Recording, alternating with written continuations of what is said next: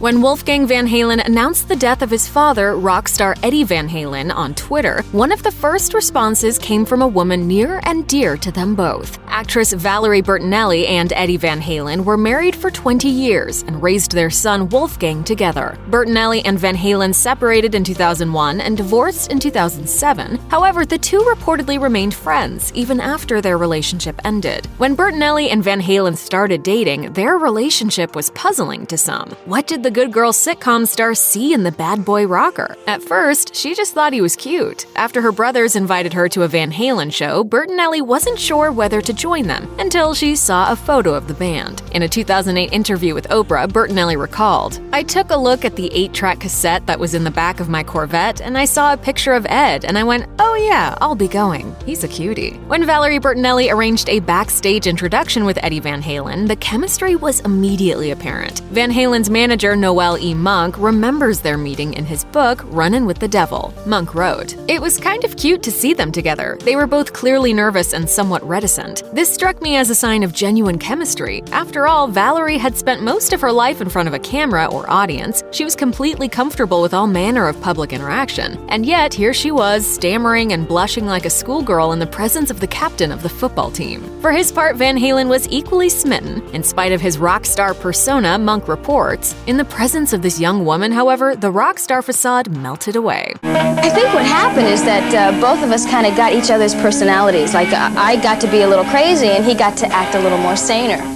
Despite their immediate connection, their relationship soon became troubled. Van Halen and Bertinelli set a wedding date for 1981, just a few months after they'd met. However, problems soon arose. A groupie accused Van Halen of fathering her child, though a paternity test eventually proved negative. Monk reported in Runnin' with the Devil that the morning of their wedding, Van Halen was so drunk that his bride held back his hair in her wedding dress as he threw up. Bertinelli insists Van Halen's behavior wasn't the only issue. In her memoir, Losing It, she wrote, "The priest we tapped to perform the ceremony gave us questionnaires so he could get to know us better and offered more personal words. As we filled out the forms at home, we each held a little vial of cocaine. Now, if you ask me, those are not two people who should be making decisions about the rest of their lives." Bertinelli and Van Halen's marriage didn't get any easier over time. When she wasn't filming one day at a time, Bertinelli tried to keep up with her husband's rock star lifestyle with limited success. Though Bertinelli eventually gave up partying, Van Halen continued to struggle with cocaine addiction. Beyond the drugs, they had trouble connecting as they both fulfilled their work obligations, sometimes apart. In her 2008 interview with Oprah, Bertinelli recalled, "He had his responsibilities of what he had to do, and I had my responsibilities. And we thought if you just live in the same house, there would be a connection. But no." Infidelity also played a part on both sides, and in 2001, the pair separated. Bertinelli says her motivation was her son. She told Oprah, "One of the many reasons that Ed and I split up is to give Wolfie a better vision of what two people who are supposedly in love treat each other like. Ed and I weren't treating each other like two people that loved each other, and that's what Wolfie was seeing."